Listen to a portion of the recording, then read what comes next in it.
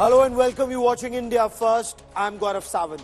Former US President Donald Trump has condemned the barbaric violence against Hindus in Bangladesh, and he's criticized US President Joe Biden and the Kamala Harris administration in his Diwali message, accusing them of ignoring both Hindus in the United States of America and globally. As part of his outreach to Hindu voters ahead of US presidential elections, he pledged, the 45th US President Donald Trump pledged to protect Hindu Americans and address the attacks and looting faced by Hindus, Christians and other minorities by mobs in Bangladesh. We bring you our top story.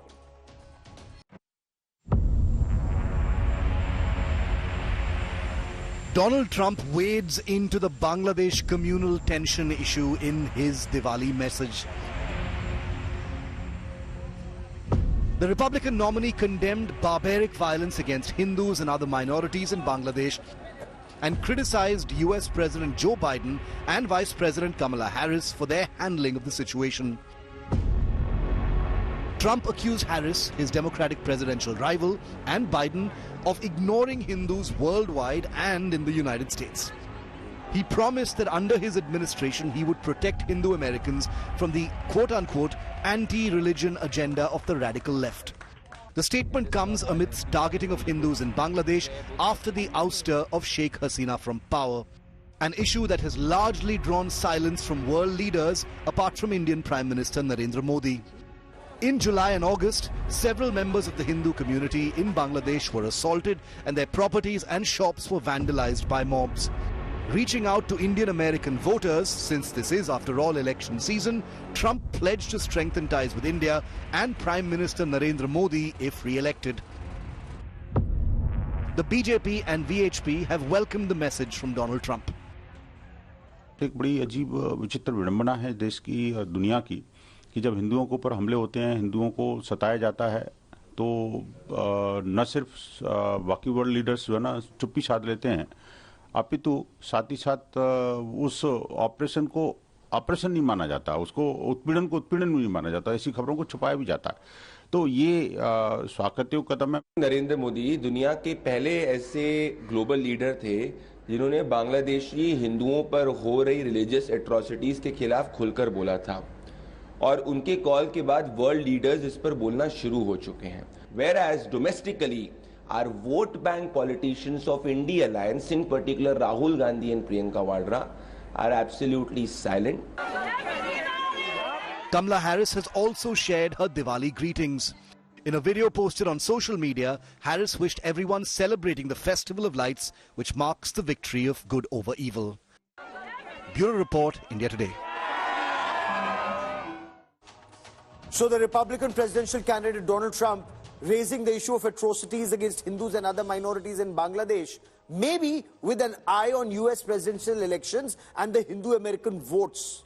But it also brings into sharp focus the continued atrocities against Hindus and other minorities since the ouster of the Sheikh Hasina government and the installation of that Nobel laureate Professor Muhammad Yunus-led dispensation, where radical Islamists are actually ruling the streets in Bangladesh. Joining me on this special broadcast are Rami Desai, a columnist and a distinguished fellow at the India Foundation, and Sushant Sareen, a senior fellow at the Observer Research Foundation. I want to begin by asking you, Rami, what do you make of the Republican presidential candidate in the US, Donald Trump, condemning this barbaric violence against Hindus, Christians and other minorities?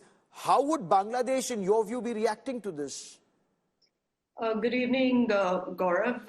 I think this statement can only be welcomed because we've heard such silence throughout the atrocities that we've been seeing. Right at the outset, we even saw denial, but there has been absolute deliberate sort of whitewashing of all the communal violence that has taken place. Now, considering that this has happened after the alleged involvement of the US in the change of regime in Bangladesh, it doesn't take much to recognize why that would be so. I think the reason is that it will be difficult for them to publicly bear the responsibility of the consequences of the interference that has been alleged against them in Bangladesh. You know, it was not long ago, Gaurav, that during Sheikh Hasina's regime, the US was slapping all sorts of sanctions on the government, which, mind you, was democratically elected. Now, whether you like how it was elected, you don't like, you like the leadership or not, but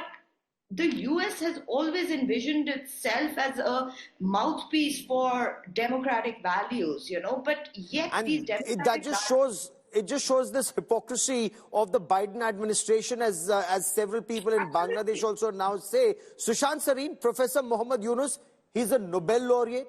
He's seen as someone who's considered close to US President Joe Biden, all the videos and pictures of hugs going viral. But is he, in your view, either unwilling or unable to control these radical Islamists in Bangladesh who rode piggyback on that so-called students' revolution against Sheikh Hasina?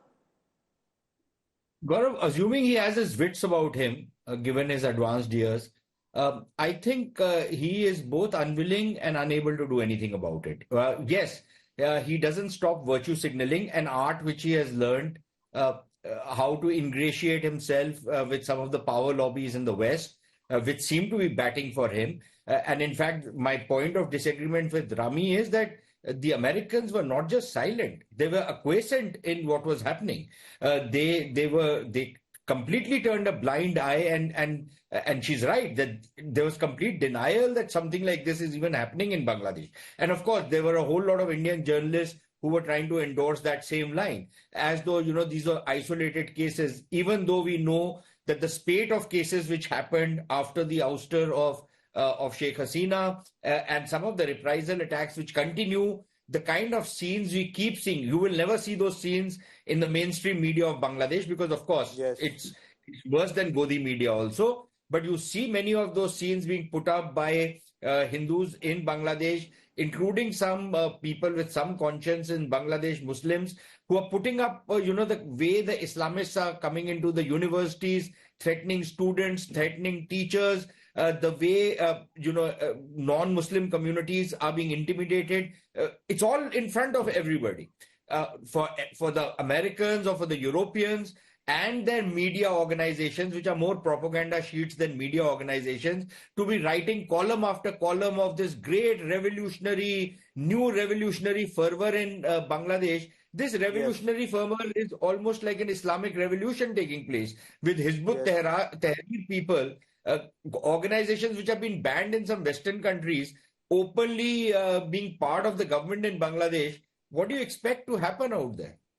And what we are seeing on ground right now, at least Donald Trump is calling a spade, Rami Desai, because Hindu school students targeted, Hindu teachers forced to quit, Hindu police officers targeted, and there are multiple instances of continued targeting of Hindus in Bangladesh after the burning down of their homes and temples in the aftermath of Sheikh Hasina's ouster. Now, is Bangladesh becoming another Pakistan, or is it becoming another Afghanistan with no place for minorities in Bangladesh? And why would you think that a certain ecosystem is completely silent on this, whether in the US or in India? Gaurav, the fact of the matter is that Bangladesh is in a state of chaos and it's going to now remain in a state of chaos. For some reason, the Western powers feel that they can come into any country and control radical forces. We've already seen what has happened in Afghanistan. We've already seen what has happened in Pakistan. These are countries where there was leadership that was positioned, who were Western educated, had been to Ivy Leagues. We know how much that helped. The same thing we are seeing in Bangladesh. What concerns me is exactly what Sushant has pointed out. We have seen the radical forces outside media houses. So how can Bangladesh have an opinion? They are willing to tear down big media houses like Daily Star, amongst many others. We already know that ABT terrorists have been released. These people were arrested last year from Assam for trying to bring in bombs that they were going to use in the Northeast region. We have seen their early release a month ago. We have seen Mr. Yunus go to the US, and the first issue that he has brought up is the Rohingyas. You know, mind you, India has a very strong stance about how we feel about them and the kind of access they will ever, which they will never have to India. You know, so all these things are extremely concerning, and I think the US does not realize the kind of mess that has now been created here. And let me tell you, we cannot look at Bangladesh in isolation, Gaurav, because right next to it you have Myanmar. Myanmar also has imprints of typical US sort of pressures, interference that they put, whether it is the sanctions, whether it is calling the sanctions Burma 2020. They don't even call the sanctions Myanmar 2020 so as to rile up the junta there. The opposition forces have an office stone's throw away from the White House, you know. So I think we have to see this as a region. We've already seen the Great Game West having played out, and today we are seeing the new Great Game East. Which will have implications on our eastern borders, and some of it we already unfortunately see in parts of our country. Sushant Sareen, when we talk of Donald Trump's statement on social media platform X, is Trump wooing the Hindu American voters only? The US administration under Joe Biden turned a blind eye to targeting of minorities in Bangladesh by a dispensation that they stand accused of putting in power by ousting a democratically elected leadership. But is he wooing just his domestic Hindu American audience, or is there a wider message that he's trying to send out? You know, Gaurav, if there is a message he's trying to send out, and if he becomes president and he sticks to his guns on this particular message, which he has sent out right now, then I think it will be meaningful. As of now, you know, there would be a certain amount of skepticism as to how much Donald Trump is ready to put in store or for speaking out for the oppressed and the repressed Hindus or other minorities of Bangladesh. And what are the kind of new policies his administration are going to make if he comes to power. So I think the proof of the pudding will be in the eating of it. But look, the fact that a presidential candidate has now highlighted this issue, has flagged it, is speaking about it, will certainly, probably he's done it for political reasons. But look, if you say the right thing for political reasons, I think that should be welcome. He's not doing what some of the others do, that they'll say all the rotten things for political reasons like the Canadians do. You know, all the Canadian establishment across the board will support the Khalistani terrorists and these transnational gangs, even though they know that's the wrong thing to do, simply for votes. At least Donald Trump is saying the right things for the votes. And Rami Desai, in your appreciation, and since you keep a keen eye on what's happening in Bangladesh, is now, is that country completely in control of radical Islamist elements? You know, because there are some videos, viral videos of women being forced into burqas or being forced out of universities. Are these isolated incidents, or will women no longer even be able to study, and perhaps Bangladesh could also go either the Pakistan way or the Afghanistan way completely? Look, Gaurav, I think the future is grim. You know, there is going to be certain amount of hesitancy for the Awami League to regroup. They've been completely disbanded. You know, the Students' League has been banned. I think a country without an opposition has very little future left for itself. The radical forces taking over, yes, it is obvious. To the extent that even BNP party workers are upset with the interim government because they have not been given the kind of positions and the kind of power that they had expected. We must also remember that a lot of these groups have larger ties with the larger terrorist organizations, pan-Islamic terrorist organizations, whether it is the LET, whether it is the ABT, even the Rohingyas who sit on the Tomru border, who sit in Cox's Bazar. The leadership of the Rohingyas is Pakistani. So I think we have much to be worried about. And I think this sort of radicalization was always sort of simmering. But what was really concerning is that it's come to a point where the great nationalist leaders of the liberation war, the icons of Bangladesh who they looked up to as secular figures, that sort of imagery has been destroyed for the future generations. And I think this spells trouble for us.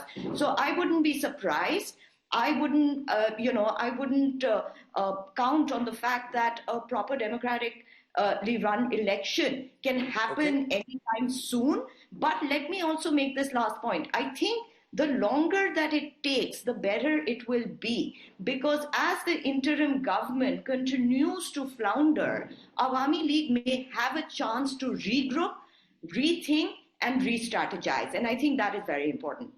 Absolutely, because the trouble is not just at our doorstep. In many cases, we have trouble within, and that fire that is lit across the border could lead to a fury inside. Rami Desai, for joining me here on India Today. Many thanks. And let me now quickly switch focus to the other big story we're tracking here on India Today. And that is what many are describing an open reprimand for the Pakistani foreign minister from the Chinese ambassador to Pakistan on the issue of the killing of Chinese nationals in Pakistan. So in a strongly worded statement, the Chinese ambassador to Pakistan, Zhang Zhurong, has called for urgent action against anti-China terrorist organizations following 2 deadly attacks on the Chinese in Pakistan in the past 6 months, and there have been many more in recent years. So this latest attack occurred just 10 days before the Chinese president Xi Jinping had planned a visit to Islamabad. Now, the ambassador expressed outrage over these incidents, saying it is unacceptable for us to be attacked twice in 6 months. He urged Pakistan to enhance security protocols to protect Chinese citizens and investments, highlighting that security concerns pose a significant challenge to the China-Pakistan economic corridor. Pakistan's Foreign Office described the ambassador's comments as surprising, emphasizing that foreign diplomats are guests. They will receive comprehensive security. Joining me on this broadcast is senior journalist Munir Memon from Pakistan. Sushant Sareen stays with me on the broadcast. And Munir Memon, I want to understand from you, whatever happened to that higher than mountains and deeper than oceans friendship, this has come down to open name-calling virtually on the streets? Thank you so much, Gaurav, for inviting me over for this topic. Basically, what you are suggesting that, yes, there are some concerns regarding security, but you cannot relate it to this situation and friendship and the relationship between two countries. And trust me, I'm just updating you the ground realities. Chinese are quite focused and quite keen working in Pakistan, and it would be a bit too early for me to right now say this, but we are totally understanding that how Chinese having the security concerns. Yes, there are elements who are there to destabilize Pakistan and who are actually trying to hammer the friendship and relationship between Pakistan and China. But I believe both the states are mature enough to understand what are the common agendas. The common agenda is for Pakistan and China. No, fair enough. Sir, common agenda, if they're mature enough, and Sushant Sareen, when countries are mature enough, they don't fight in public. Even if Pakistan and China were to disagree, these are issues that can be discussed in private away from public glare. Why do you think the Chinese ambassador chose to reprimand the Pakistani foreign minister in public and twice? So, Gaurav, I think the way that entire episode played itself out was that the Pakistan foreign minister, what he tried to do was, he tried to play down the attacks which had been taking place. And I think the message which came out from his speech at that function was that, despite these attacks, there is the Chinese are going to continue to invest in Pakistan and they're not going to leave Pakistan.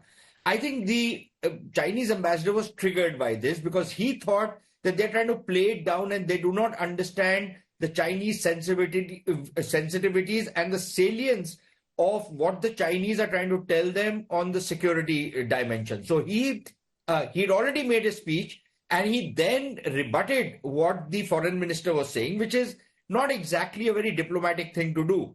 But I think the Chinese felt constrained that they had to do something like this. Now, over the last couple of years, in fact, since CPEC has started, there have been a number of occasions in which Chinese politicians, Chinese diplomats have made certain statements which actually seem to be hectoring Pakistan some. Initially, these were nudges and pushes, but now they have become far more strident, at least in the context of China-Pakistan relations. So one is that, the Chinese security concerns. But I think there's another part to it. The Chinese are insisting that they've already lost money. They're losing money hand over fist on CPEC, but they are now also losing lives. So what they are asking the Pakistanis is that they should be allowed boots on the ground to protect their investments and to protect their people. The Pakistanis are balking.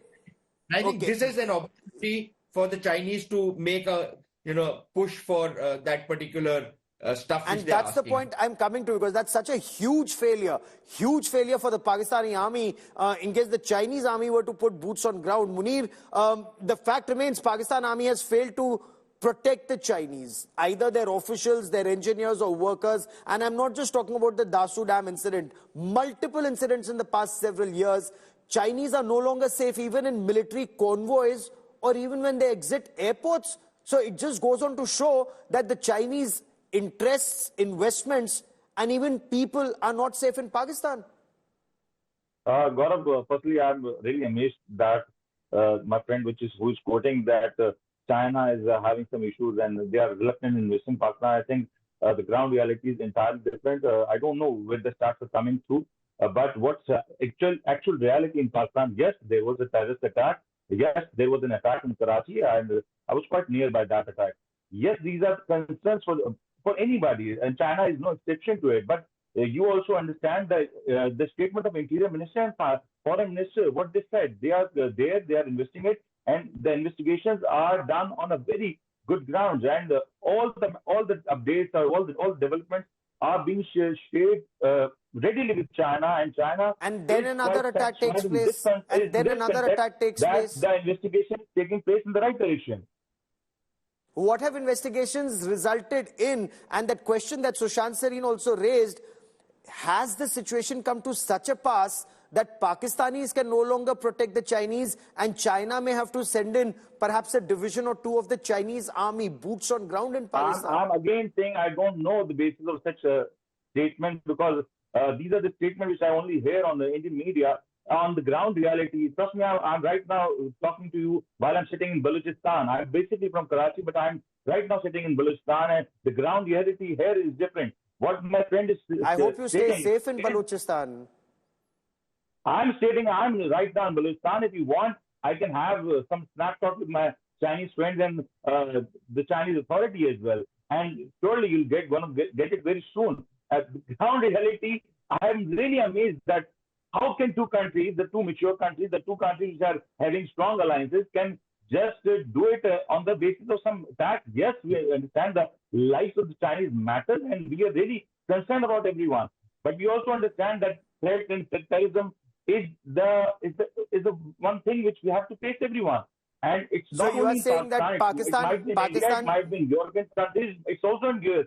The terrorism is there. We cannot say that, okay, there is terrorism, so we are wrapping up our business, we are wrapping our billions and billions dollar projects, and then we are leaving Pakistan. I don't think this is going to ever happen from Pakistan. Okay, so hashtag Chinese Lives Matter is what will trend next in Pakistan, because I want to bring you in Sushant Sareen into... I want to bring Sushant Sareen into this. Gaurav, everyone's life matters. To me, it sounds like hypocrisy coming from Pakistan. Every life matters. If you're downplaying it, you may get a reprimand from the Chinese for saying yes. I'm not downplaying it. I'm just quoting the reality. But no, fair enough. Let me get Sushant Sareen. Sushant Sareen, where are you getting this notion that the Chinese may have to send in a division or two or maybe their own troops because the Pakistanis have failed and that CPC has failed and that China has sunk more than $60 billion? Because I have a theory on this and I want you to comment on that, Sushant Sareen. Is it that Pakistan has gobbled up that $60 billion? It knows it doesn't want to remain a Chinese vassal state anymore, or does it want to remain a Chinese vassal state? So they said, kill a few Chinese, they'll run away. We've eaten the money, we've gobbled up the money, and the project will be a dead on start.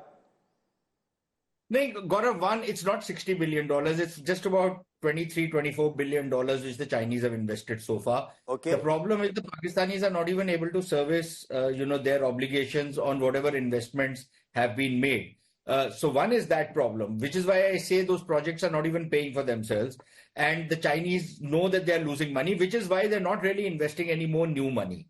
There are a lot of MOUs they've signed. But if MOUs were actual projects, Pakistan would be Switzerland by now, because it's the country of MOUs, which never fructify. So one is that. Secondly, I don't know under which rock our friend from, maybe it's some rock in Balochistan, that he hasn't read his own Pakistani media, which has been reporting on the Chinese insisting on what they call euphemistically a joint security mechanism. Now, Yes. this traces back to almost 2013, 2014, when they wanted to have liaison officers in the security division, which was created separately for CPEC. They wanted to monitor what they were doing. The Pakistanis did not really allow it, but they said, we'll share information with you. Subsequently, the Chinese have been insisting and have been, and in fact, they've been emphatically asking for some kind of Chinese presence to protect their own projects, because despite repeated assurances from the Pakistanis at the highest levels, the Pakistanis haven't been able to protect the Chinese workers, Chinese engineers, and Chinese establishments in Pakistan. So there are serious concerns for the Chinese. Number three, if Balochistan was such a hip and happening place, so nice, so safe, you would not be getting the spate of attacks which are mounting on a daily basis. Absolutely. Number one. Number two, journalists would be allowed free access. Now, the only journalists who are allowed any kind of access, which is very controlled access, are journalists who are basically mouthpieces of the Pakistani deep state, the Pakistani military establishment. So the point is that independent journalists simply cannot go and report in from Balochistan. No, and the fact when Pakistani officials themselves are not safe, when Pakistani army is not safe, when there are tens of attacks that are taking place every other day in Balochistan, how will the Chinese feel safe? But the bigger point, is CPEC, Munir, a stillborn project? Gaurav, first of all, I think you have to understand the dynamics of Pakistan and Balochistan. Balochistan is by far the largest province of Pakistan, and CPEC, the route of CPEC is very minimalistic. And what you say, what I see the international media, especially the Indian media, is maneuvering, that any incident happening in Balochistan, they just link it directly to the CPEC. Firstly, yeah, that's my case. My friend was initially suggesting that there are some Chinese boots in Pakistan. Now he's saying it's just an idea, it's just a mere query, nothing more in the reality. But we'll see that in weeks and months ahead, because with Pakistan army failing to protect Chinese nationals, they're actually dropping like flies in Pakistan. If they continue to die, if they continue to be killed in Pakistan, then China will have no alternative either to fold up or to put its boots on ground, and we'll be tracking that story very closely. Munir Memon, I'll wait for good news. I'll wait for good news the day Pakistan stops being a terror attack. Okay. Sushant Sareen and Munir Memon for joining me here on India Today. Many thanks.